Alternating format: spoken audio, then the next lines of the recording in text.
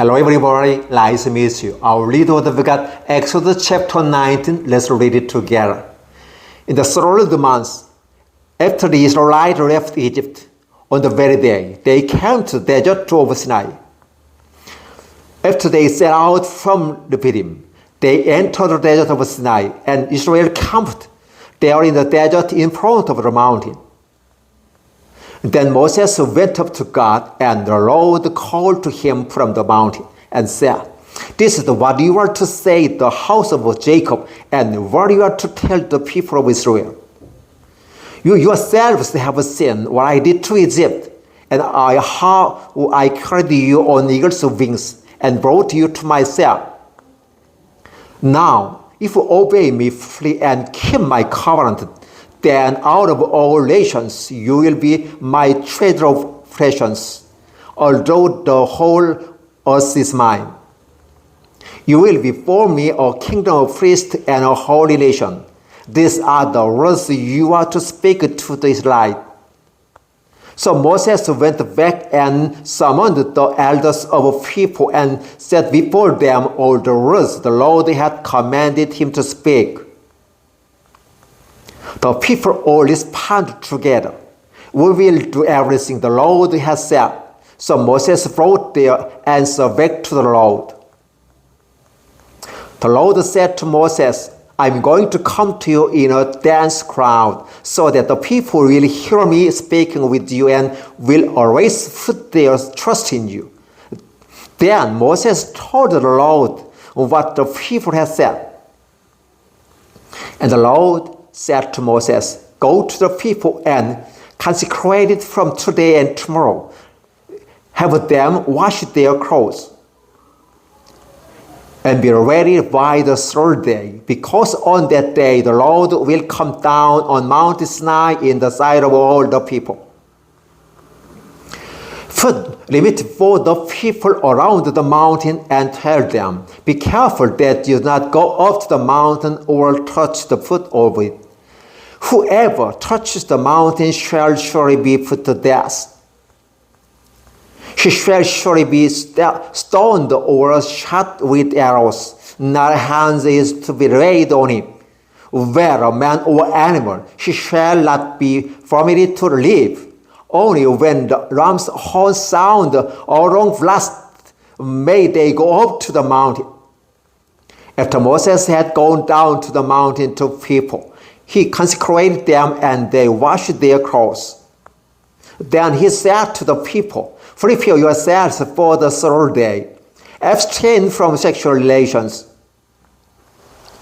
On the morning of the third day, there was thunder and lightning with a thick cloud over the mountain and very loud trumpet blast, even as the camp trembled. Then Moses led the people out of the camp to meet with God, and they stood at the foot of the mountain. Mount Sinai was covered with smoke because the Lord descended on it in a fire. The smoke billowed up from it like smoke from a furnace. The whole nation trembled violently. And the sound of the trumpet grew louder and louder. Then Moses spoke, and the voice of God answered him. The Lord descended to the top of Mount Sinai and called Moses to the top of the mountain. So Moses went up.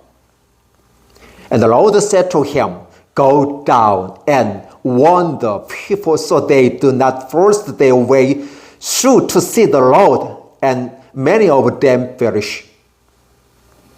Even the priests who approach the Lord must consecrate themselves, or the Lord will break out against them."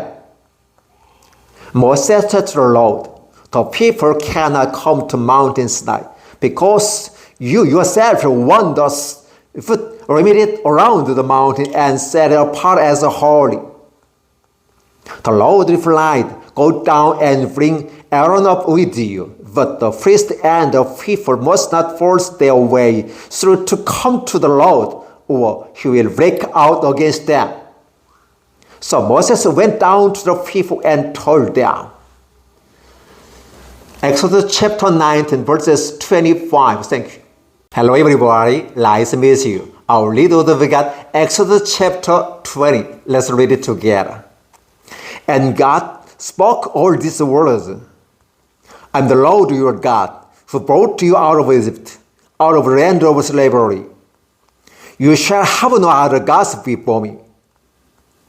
You shall not make for yourself an idol in the form of anything in heaven above, or on the earth beneath, or in the waters below. You shall not bow down to them or worship them, for I, the Lord your God, am a jealous God, punishing the children for the sin of the fathers to the third or fourth generation of those who hate me, but showing love to 1,000 generations of those who love me and keep my commandment. You shall not misuse the name of the Lord your God, for the Lord will not hold anyone guilty who misuses his name. Remember the Sabbath day by keeping it holy. 6 days you shall labor and do all your work. But the 7 days in a Sabbath to the Lord your God, only you shall not be any work, neither you nor your son or daughter, nor your manservant, nor maidservant, nor your animals, nor alien within your gates. For in 6 days the Lord made the heaven and the earth, the sea, and all that in is them. But he rested on the 7th day. Therefore the Lord blessed the 7th day and made it holy. Honor your father and your mother, so that you may live long in the land the Lord your God is giving you. You shall not murder. You shall not commit adultery. You shall not steal. You shall not give false testimony against your neighbor. You shall not covet your neighbor's house. You shall not covet your neighbor's wife, or his manservant or maidservant, his ox and donkey, or anything that belongs to your neighbor. When the people saw the sound and lightning and heard the trumpet and saw the mountain in smoke, they trembled with fear. They stayed at a distance and said to Moses, "Speak to us yourself, and we will listen, but do not have God spoke to us, or we'll die." Moses said to the people, "Do not be afraid. God has come to test you, so that the fear of God will be with you to keep you from sinning." The people remained at a distance while Moses approached the thick darkness where God was. Then the Lord said to Moses, "Tell the Israelites this: you have sinned for yourselves, that I have spoken to you from heaven. Do not make any gods alongside me. Do not make for yourselves gods of silver or gods of gold. Make an altar of us for me and sacrifice on it your burnt offering and fellowship offerings, your sheep and goats and your cattle. Wherever I cause my name to be honored, I will come to you and bless you. If you make an altar of stones for me, do not build it with dressed stones, for you will defile it if you use the tool on it. And do not go up to my altar on steps, lest your nakedness be exposed on it." Exodus chapter 20, verses 1 through 26. Thank you. Hello everybody, nice to meet you. Our little we got Exodus chapter 21. Let's read it together. These are the laws you are to set before them. If you buy your Hebrew servant, he is to serve you for 6 years. For in the 7th year, he shall go free without paying anything. If he comes alone, he is to go free alone. But if he has a wife when it comes, she is to go with him. If his master gives him a wife and he bears him sons or daughters, the woman and her children shall belong to her master, and only the man shall go free. But if the servant declares, I love my master and my wife and children, and do not want to go free, then his master must take him before the judges.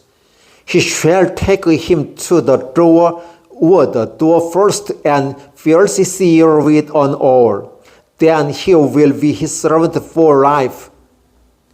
If a man sells his daughter as a servant, she is not to go free as manservants do.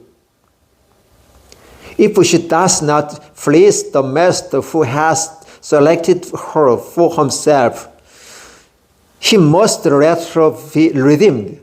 He has no right to sell her to foreigners because he has broken faith with her. If he selected her for his son, he must grant her the rights of a daughter. If he marries another woman, she must not deprive the first one of her food, clothing, and marital rights. If he does not provide her with these three things, she is to go free without any payment or money. Anyone who strikes a man and kills him shall surely be put to death. However, he does not do it intentionally, but God lets it happen. He is too free to place I will designate. But if a man schemes and kills another man, deliberately rake him away from my altar and put him to death. Anyone who attacks his father or his mother must be put to death. Anyone who kidnaps another and either sells him or still has him when he is caught must be put to death. Anyone who curses his father or mother must be put to death. If a man quarrels and one hits the other with the stone or with his fist, and he does not die, but he is continued to death, the one who struck the blow will not be held responsible if the other gets up and walks around outside with his staff. However, he must pay the injured man for the loss of his time and see that he is completely healed. If a man beats his male and female slave with a rod and the slave dies as a direct result, he must be punished. But he is not to be punished if the slave gets up after a day or two, since the slave is his property. If a man who is fighting hits a pregnant woman and she gives birth prematurely, but there is no serious injury, the offender must be fined whatever the woman's husband demands and the court allows. But if there is serious injury, you are to take life for life, eye for eye, tooth for tooth, hand for hands, foot for foot, bone for bone, wound for wound, bruise for bruise. If a man hits a manservant or maidservant in the eye and destroy it, he must let the servant go free to compensate for the eyes. And if he knocks out the tooth of the manservant or maidservant, he must let the servant go free to compensate for the tooth. If a bull gores a man or a woman to death, the bulls must be stoned to death, and its meat must not be eaten, but the owner of the bull will not be held responsible. If, however, the bull has had the habit of goring and the owner has been wounded, but he has not kept it fanned up and it kills a man or a woman, the bulls must be stoned and the owner also must be put to death. However, if payment is demanded of him, he may redeem his life by paying whatever is demanded. This law also applies if the foregoes a son or daughter. If the foregoes a male and female slave, the owner must pay 30 shekels of silver to the master of the slave, and the fool must be stoned. If a man uncovers a pit or digs one and fails to cover it, and an ox or a donkey falls into it, the owner of the pit must pay for the loss. He must pay its owner, and the dead animal will be his. If a man's fool injures the fool of another and he dies, they are to sell the live one and divide both the money and the dead animal equally. However, if it was known that the fool had the habit of goring, yet the owner did not keep it penned up, the owner must pay animal for animal, and the dead animal will be his. Exodus chapter 21, verses 1 through 36. Thank you.